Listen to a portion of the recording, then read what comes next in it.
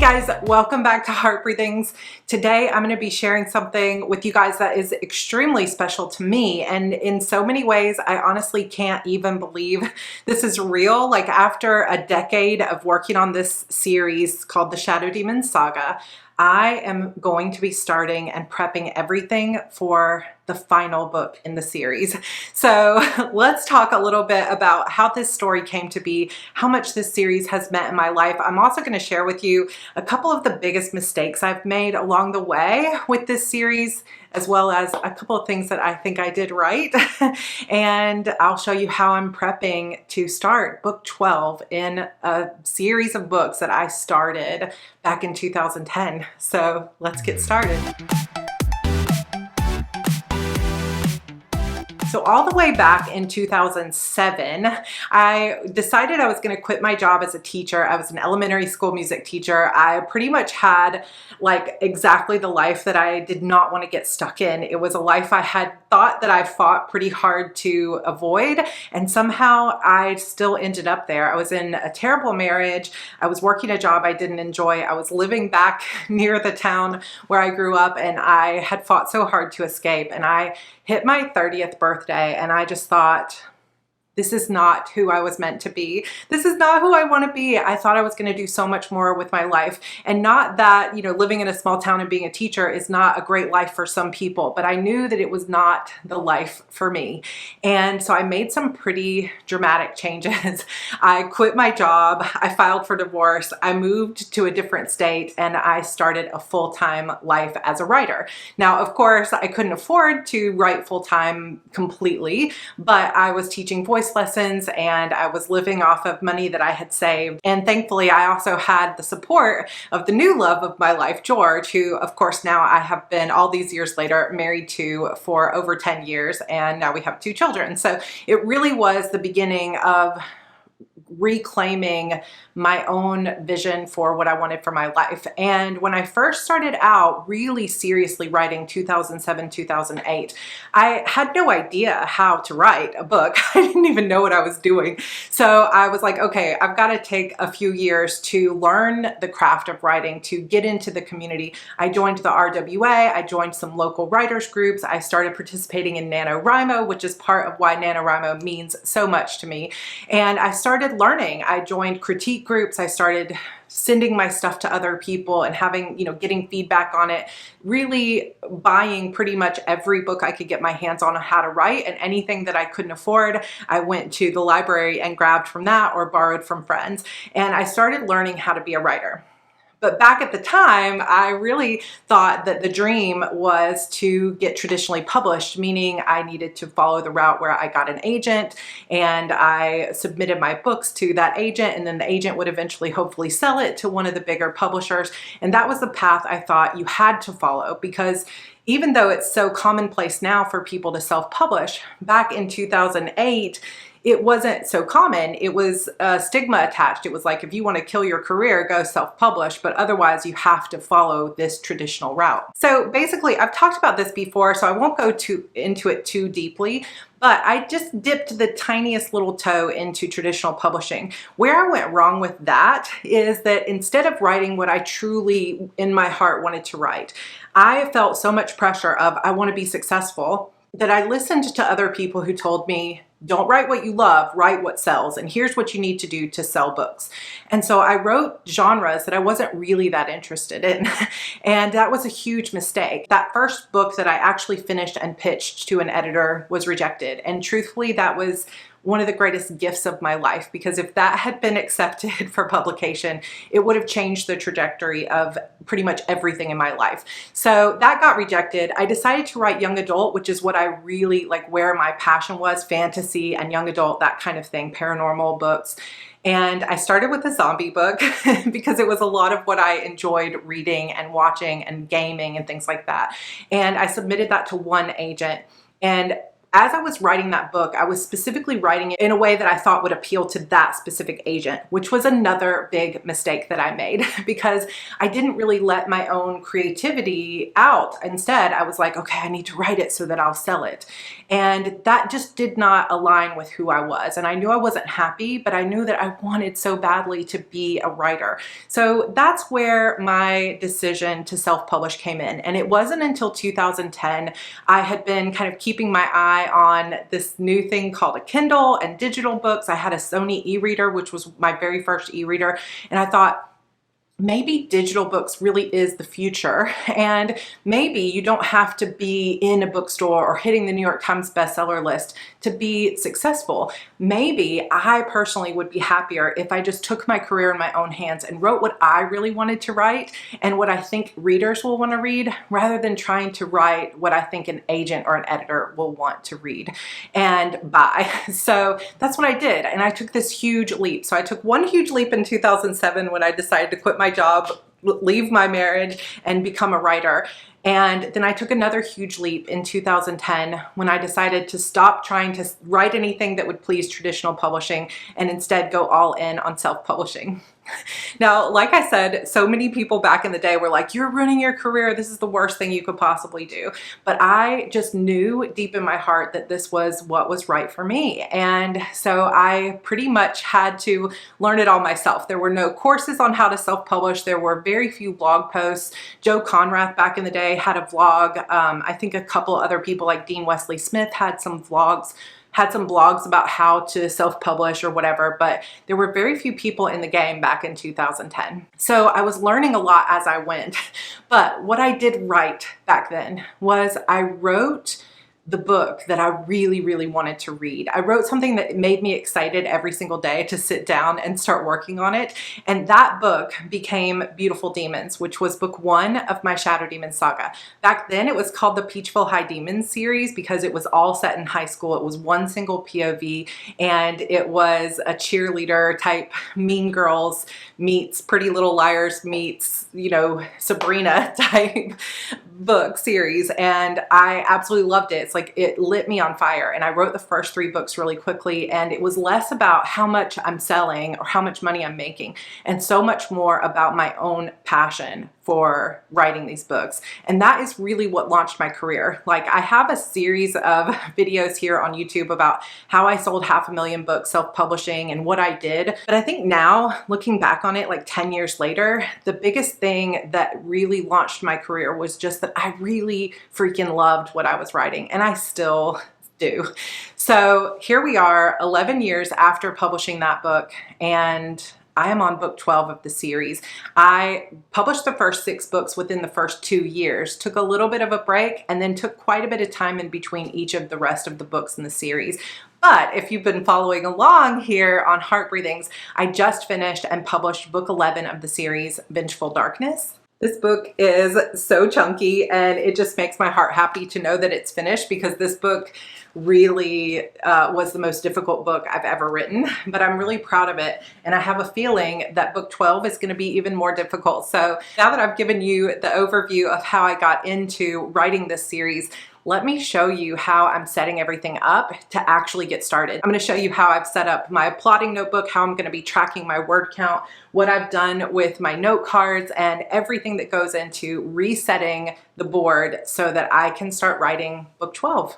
Yeah, it's so hard to even believe that I'm saying that. Book 12, this series is almost over. Like a decade of my life, more than a decade.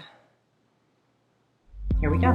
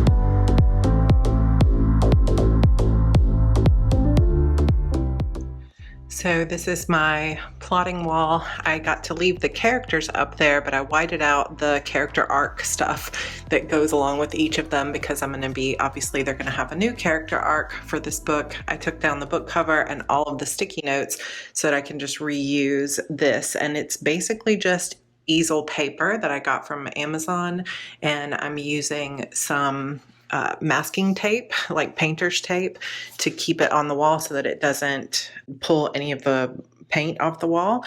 And then I'm using skinny washi tape to divide the different acts. So I have Act 1, Act 2, Part 1, Act 2, Part 2, and Act 3. And then I leave this down at the bottom for any sticky notes that I'm not sure exactly where they go on the board. And it's hard to show you guys what this looks like when it's completed because it's obviously a ton of spoilers. So I haven't been able to actually show you guys that ever before, maybe with a future book. But I usually will print out on sticker paper any type of imagery that I want to include. So for example, my characters in this last book were on a ship, and I found a ship online, a photo that looked similar to the ship they were on, and I put it onto my board where I was discussing some of the things that happened. And then I used these color-coded sticky notes for each point of view to put basically the order of scenes and what's happening with each character as I go through. So I know it's not as exciting when there's nothing actually on the board, but hopefully for a future book, I can show you guys kind of how it would look like and maybe just kind of blur some things out so that nobody could read it. But this is the board, and it's directly across from my office, and it's literally right behind our front door. So we don't ever have any guests anyway, so it's fine for me to just use this large place of wall, but this has been extremely helpful for my process. Okay, so I'm going to show you what I set up there just briefly. So you saw that I was setting up the note cards. So at this stage of the process, I don't know exactly how many I'm going to need per point of view or per character. So I went ahead and just made my little tabs for Act 1, Act 2, Part 1 and 2, and Act 3, as well as my little estimates here of how long or how many words I think it's going to take for each one. Now, this is not something that everybody has to do. It really depends on finding your own process, but hopefully watching my process will help you a little bit in thinking about what you want your own process to be. But I like to go ahead and try to figure out as much of the plot as I can figure out ahead of time. I also find it incredibly motivating for myself if I estimate how long the book is going to take, like how long it will be, and then I can estimate about how long in terms of word count I have to finish Act 1 or Act 2 or Act 3. So my estimate for Act 1 is about 35,000 words. Act 2, by the time I get to the midpoint of the novel, I should be around 170,000, and then 105 by the time I get to that third act, like to the end of Act 2. And then Act 3 at the end should be about 140,000 words. Now, my previous book that I just finished was my longest book ever at about 116,000 words, 115,000 words. So I don't know for sure that this book will go all the way to 140,000 words, but I think thinking through the threads and everything else, plus the fact that it's the epic end of a 12-book series, I think it's going to be a long book. So I'm just going ahead and planning for it to be 140,000 words, and then we'll see kind of how it all plays out. But I'll show you how I use that information in just a second. So I put some washi tape tabs here. I like to use the glitter tape just because it's pretty.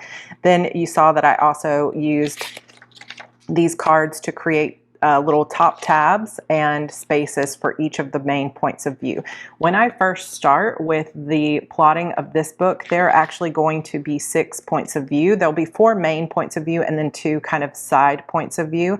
And go ahead and I put at least 20 note cards for each character. So that gives me, I only gave like 5 for these 2 characters, so that was 10, and then 20 times 4 is 80. So I made 90 note cards, and I don't know that I'll use them all, but at least I've got plenty to work with here. And how I'll probably start the plotting process is I'm going to start with Harper, since she's kind of the main character of the whole series, and I will plot out on these note cards and in this plotting notebook as much of her part of the story as I can figure out.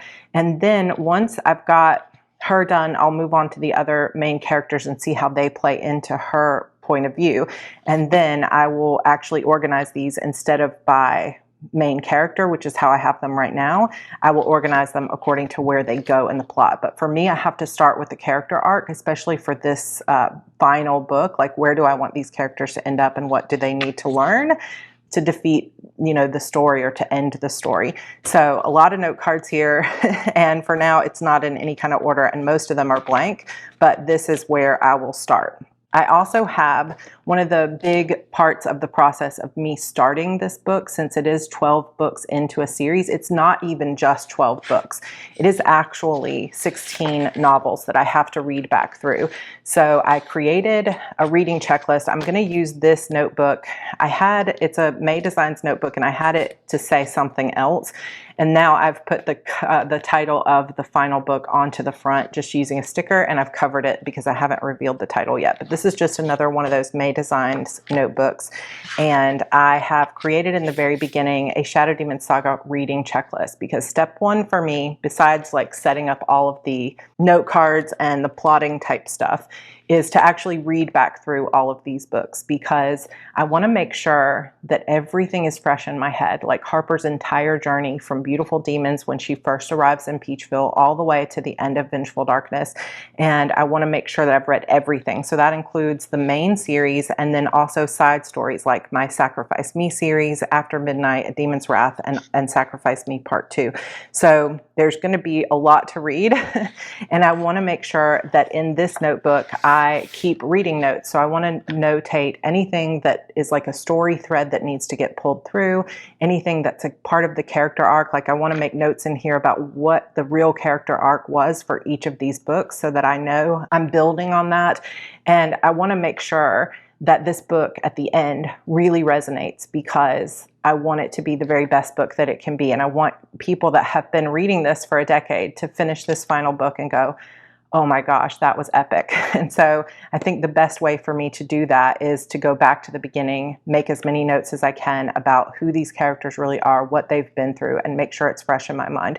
So I've gone through, all I've done with this notebook is create that reading checklist, and I've printed out some of the book covers. So again, this is all kind of just like unnecessary, like preliminary stuff, but the more I invest in setting my things up and making them pretty, the more likely I am to get excited about using them. And while I'm setting all this stuff up, I'm always thinking about how the plot is going to go, what I'm going to work on, how this book will go, and making decisions in my head. So you can see I've already printed out, this is just on like matte sticker paper, all of the other book covers that I'm going to be reading throughout the next month or so. That's just a blank one. So I've got all of these book covers here, and I'm going to just read them in order. And I'm not going to read them in the order they were, like just straight through book 11. I'm going to read all the side stories too. So Sacrifice Me season 1 comes after book 6 and so on, because I want to read everything that's ever been written in this world so that it's fresh. Now, I do have a wiki, but that wiki is just a lot of information. It's not, I need to actually read back through the entire books. Now, I rely really heavily on my wiki, my story Bible, when I'm writing the normal books in the series, but since this is the final book, I have to take these extra steps and get really fresh on this. And I feel like this is going to make a big difference for me. So I will make all my notes about book 1, and then I'll find my little cover for book 2 and I'll put it in. And I didn't preset them up because I don't know how many pages of notes there will be for each book. But then once the book is finished, like I've read through all the books, I will use the rest of this notebook as kind of just like brainstorming when I'm outside with the kids or, whatever. So that is my reading notes book and the note cards. And then you saw me setting up my actual plotting notebook. I used to use a large Happy Planner, and it just got too bulky to carry around too often. So now I'm using the classic Happy Planner. So what I've done is I took out all of the extra pages from the last book, and I've reset it up with the pages that I need for this book. So I've got my writing plan and stuff like that in the beginning. And then over here, I have the beginning notes for this book, book 12, and I have it covered up. So I have it actually printed out and laminated as the book cover, but I haven't revealed the cover yet. So I have it covered for you guys to not be able to see it. I also tend to tab some of the pages that I'll be returning to most, like this one, for example. So I have a video that I've already posted before about how I take old Happy Planner pages and turn them into my plotting notes. So this is what I've done here. And I didn't record the whole process just because I've recorded it before. I also have hidden some of the other POVs and the cover here. But I've got this separated. I just whited out the other columns and drew a column in the middle. And this is Act 1, Part 1, Act 1, Part 2. So these are kind of like sequences. And what I like to do is plot in these sequences. And I will use these little zig clean color dot markers, or I'll use little stickers like this to write out the different POVs so that I can see them at a glance. Now, over the course of writing a book like this, I will actually create this grid probably 4 or 5 times, because I'll set it up and then I'll start writing and I'll see, you know, I'll hit something that doesn't quite work and it's sort of out of order. So I'll recreate it and replot. So I'm not like too precious with this. I, you know, also use my plotting board that you guys saw with the Post-it notes, and then I'll go back to writing. So this I will, you know, recreate several times throughout the process. Then I have each of the characters have their own plot sheets. So if you want this Plot Your Novel workbook, you can get it in my resource library. You just have to sign up for my mailing list, and it's free for anybody to use. If you want to know how to fill it out, though, you have to go back to my playlist on how to plot a novel. And there's also a list of some great books in the back of that I would highly recommend you read if you're looking to learn more about story structure. Whether you plot or not, those books are very helpful. So I have tabbed with just some clear tabs the 4 main characters with their color-coded point of view, and I have printed out the entire workbook for each of the characters. Now, I just took a Super Tips marker and just wrote the color on the bottom so that when I'm working here, I know that I'm in Harper's point of view because it's purple at the bottom. But I've just printed out all those sheets for each of the 4 main characters. And so as I'm working on these note cards, I'll have this open and I'll also be working here, their character arc, their actual plot. And this, again, by the end of it, will end up being like, I won't print this out multiple times, but I will scratch things out and be, you know, moving things around, because I never can just like plot something perfectly the first time. It's really a process. Then after the plotting sheets, I have printed out just kind of like a rough idea of how long I think this will take me. Now, if you are paying attention and you're one of the readers of this series, don't hold me to this. This is just my private information. This little writing plan kind of gives me an idea of how to get started and how long I think it will take me. And if you want this writing plan or any of these other sheets, you can get those for free in my writing resources as well. So then I've got this writing tracker, which has a place where you can mark what phase you're on in the process, what your progress was for the day, and what you got done. So you can see as I'm recording this, I've already spent 2 days on the prep. And this thing that says blocks, like 4 blocks or 5 blocks, this is how many Pomodoros, so like writing sprints. And a block for me, this is part of my HB90 method, is 25 minutes with a 5-minute break. So this is basically 2 hours and 2.5 hours that I spent like setting all of this stuff up. And then I have a little key here of my color code that all my prep work will be in green. Anytime I'm writing about the plot will be in purple, and so on. So I'm hoping to be able to track the entire process of writing this book. So I'll go from the prep phase, which is setting up my notebooks and my notes and everything, to the plotting phase, to the drafting phase, revision phase, editing phase, and then the publishing phase. So the prep and plot is going to take me a while, and then the drafting phase will take me several months. So it's going to be quite a ride. Then once that plotting phase tracker is over, I have the word count tracker. So this is something that I've been doing for the last couple of books and have found it extremely helpful. So I am guesstimating, based on my previous experience, that in an average word sprint, I can write about 650 words per sprint. So taking 140,000 words total, which is my estimate for the book, and dividing it by 650 words per sprint, I am estimating that I will need 215 writing sprints to finish this book. It really came extraordinarily close for my previous book. And then I, of course, had to restart the process when I was doing my rewrites and stuff. But for drafting, I think I'm going to need 215 sprints. So then I can kind of figure out if I can do like 4 sprints a day, it's going to take me X days to finish the book. But this writing word count tracker is, again, is a free resource that I use that you guys can use too and download, but it has 25 sprints per section, so 50 per page. So I have gone ahead and I have numbered them all out all the way to 215. And hopefully by the time I get to this one and I have filled all these others out, the rough draft of the book will be finished. And then I will print this out again and I will use the same type of system for my edits and rewrites. So I've got that all set up. And then I have my reading plan, which you guys saw. I created it here, and then I thought, you know what, I'm going to go ahead and recreate it over here in this notebook. So I did that afterward. And then I just have a bunch of dot grid paper that I printed myself. I just bought dot grid paper from Etsy, like a printable. And then I cut the paper down to size, which is like 7 by 9.25. And then I just printed it on here and punched it out so that I have plenty of space for notes. Then in my actual July calendar, I've got a place where I can mark how many sprints I did that day. So you can see I'm recording this on the 14th. I know you guys won't actually see this until later in the month, but I've already gotten started on this here.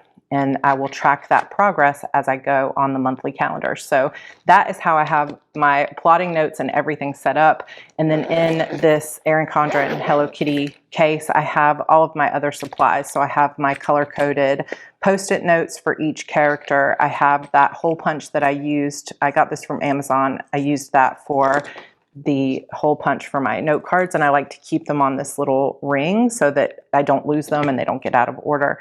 Then I have some washi tape. I have Crayola Super Tips in the colors that I need. I also have Inkjoy pens in the colors that I need for the POVs. And then also for when I'm out and I'm just can only carry one thing, I have this Unistyle Fit multi-pen that is inked up with all of the different POVs, the main 4 points of view colors in here, so that I can just use this one pen. So those are my main supplies. That is how I am getting started with writing this book. When I think about what it really feels like to be starting book 12, it's such a crazy feeling, because when I first started this series, I thought it was going to be a trilogy. It would be 3 books. I'll put it up. I don't know if anybody's ever going to read it. You know, I had no idea, but I knew that I was excited about it, and I knew that I wanted it to be successful. But over the course of the next, decade of my life, I have sold over 500,000 copies of books in that series alone, and over 750,000 books total in my career for all the books that I've written, which is over 25 books now, getting close to 30.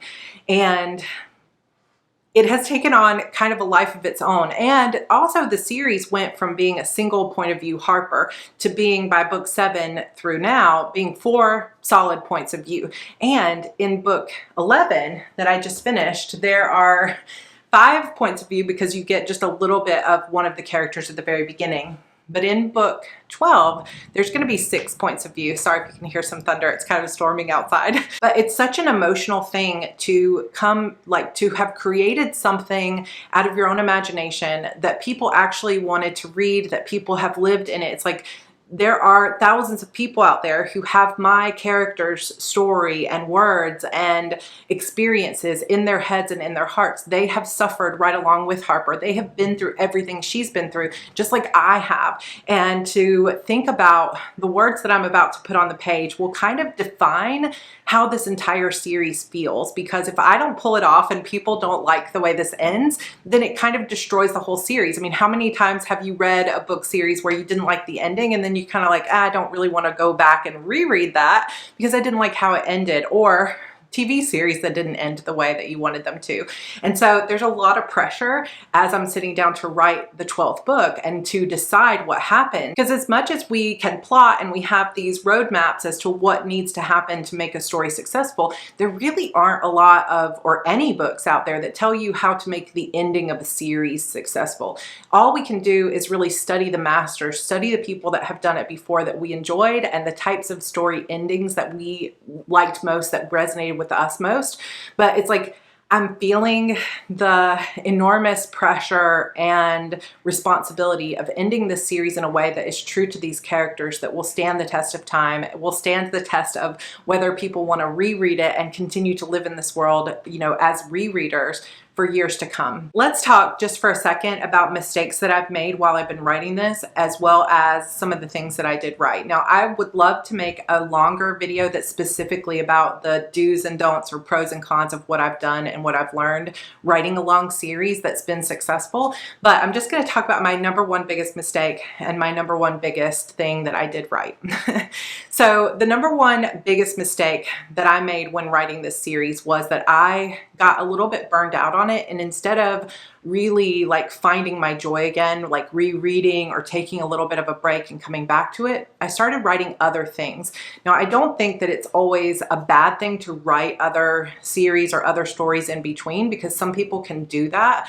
But for me, because I was also having babies and taking care of family and starting YouTube channels and everything else, it took me sometimes as many as 2.5 years between books before the next one came out. And that was a huge mistake, especially in indie publishing, where I don't have some kind of huge marketing budget, or people aren't going to walk in and see it on the front of Barnes and Noble stores, you know, some big poster that has my book cover. It means that I lost tens of thousands of readers somewhere along the way. And I do hope in my heart of hearts that once the series is finished, that a lot of those readers will come back, but time will tell. You know, I think that I have lost a lot of readers, because especially in indie publishing, when you take years and years to publish the next book in a series, people tend to lose interest, or they're reading other things, or they forget about you and all of that stuff. And no matter if you have them on your newsletter list or you try different types of advertising, sometimes you're just never going to get those people back. And I think that that is true with any long series, that you're going to lose readership, but you're always picking up new people along the way as well. But I wish that I had been able to publish these books a little bit closer together instead of taking such long, huge breaks in between. So I think it's a balance. It's like you got to take care of your mental health and do what's right for you if you need a break. But at the same time, try to get back to that series and that story as fast as possible so that you don't lose momentum as you're publishing. But as I talked about earlier, the number one biggest win, the biggest thing that I did right with this series is that I truly wrote what I was most excited to write. I didn't write this story. I didn't start Beautiful Demons thinking that I was trying to please any editor, that I was trying to write to any kind of trend, that I was trying to sell more books, or, you know, anything like that. I truly wrote what I wanted to read and what was most passionate to me. And I really think that that has made all the difference. Like, I know that people will tell you, write to market, write to market, write to market. It did so happen that the type of thing I was writing, which is kids in high school, you know, that kind of story is already a marketable kind of story. It might not have been as successful to write what I really wanted to write if it was something that was more off the beaten path, like my zombie series, for example, not as successful. But because it was a character that I loved, because it was a world that I was excited to get into every day, I think that that love and that passion for the story and the type of character I was writing, it really played out in the series. And I poured so much of what I love about writing into this, and so much of my own passion, that I think it comes through in the writing. Even though if you go and you read book 1, it's much more simple. It's only a 48,000 word book. It doesn't have a lot of complex plot to it. It's pretty simple plot wise, and it's a short book. And there's like some lazy writing and things that are not as good as they are now. Whereas if you go and you read this book, book 11, you can see how far I've come. Obviously, it's been 11 years in between these two books, book 1 and book 11. So even though book 1 is nowhere near the quality of book 11, I still have readers getting hooked on this series every single day, because I think it's because I poured my passion into it. But if you're sitting here and you're thinking that you would love to have a career where you sell hundreds of thousands of copies, or you make 6 figures a year and you get to do this full time, my biggest piece of advice to you would be that, sure, writing something that other people want to read is important. That's where writing to market becomes something to consider. Because if you write something that nobody else is really interested in because it's super obscure or it's very strange or it's like nothing that's ever been done before, then it might be much harder to find the right audience, or the appropriate audience for you might be much smaller. But if you write only to market and you're not putting your own passion and you're not really thinking about what you as an individual love to write, you're going to be missing out on this sort of unspoken magic that goes into writing books that you truly love. This is why one of my greatest passions, not only here on Heart Breathings, but just in my entire career and anytime I speak on writing and self-publishing, you can hear 1,000 different people will tell you how to market your books, how to write to market, how to take out ads, how to, do all the things that you're supposed to do. But what is truly in my heart, and what I hope that you will understand when you watch my videos about writing, is that you as the creator are the unique piece of your writing.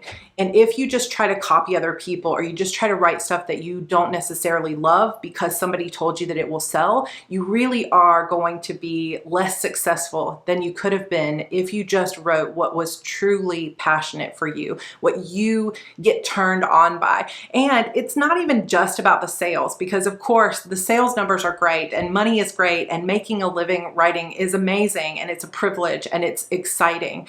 But if you are making a lot of money doing something that you don't love, it's really not as successful. There are a million things that you could be doing just to make money. But if you want to go into this difficult and emotional and roller coaster of a career of writing books, then I highly encourage you to think about your own joy in the process. Write something that lights you up. Write something that makes you so excited to sit down at your computer every day that you can hardly wait to jump out of bed and get down to your writing session. Because the more of yourself and your own passion that you pour into your work, if you mix that with something that other people want to read, that's when you have a spark that will light a fire that might last 10, 20, 30 years of an amazing career. When you sell yourself short and you say, well, I'm just going to write this because I'm terrified that if I don't write what other people tell me to write, I'll never be a success, then you're selling yourself short, not only in what might have been the greatest series that you could have written, but also in your own joy. And why are we doing this if we're not trying to make ourselves happy? So yeah. That's me starting book 12 of my series. I can't believe that it's happening, but I will bring you guys along with me. I have no idea how long this will take. I've kind of got a timeline in my head that I would love to have it finished by the end of this year, 2021, but I am giving myself the space to really make it the best book that it can possibly be. So if that takes me a year to write, then it takes me a year to write. Hopefully I will be able to keep you guys up to date with it and carry you on this journey with me throughout the rest of the year. If any of this resonated with you and you thought, I want to self-publish and I want to make a career for myself where I can be happy and I can sell lots of books and I can learn the marketing side, but also in addition to it, really learn how to be happy in this career and how to manage the ups and downs and all of those things. Like if you really are interested in learning everything from how to format, how to start your business and all of the technical details, but in a course where you have an instructor that truly believes that your mental health and your joy is just as important as your sales numbers,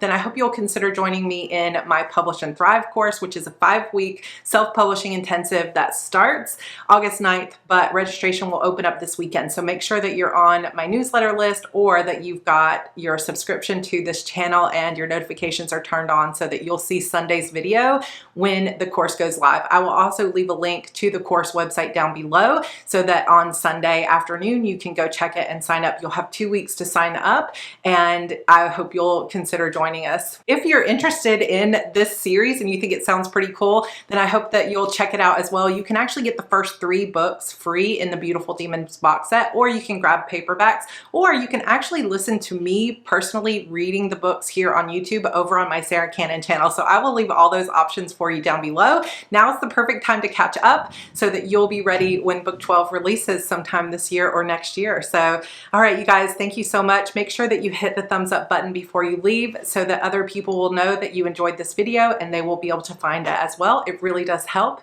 And that's it. I cannot believe I'm starting book 12 of this series after 11 years, but I think it's going to be a fun ride. And it has been such a joy and a privilege to be able to create these books and have people read them. So I'm just feeling like incredibly grateful today and excited to actually get to work plotting and writing this book. All right, you guys, have a great week and I will see you soon, and definitely be on the lookout for that email when Publish and Thrive opens on Sunday. Bye.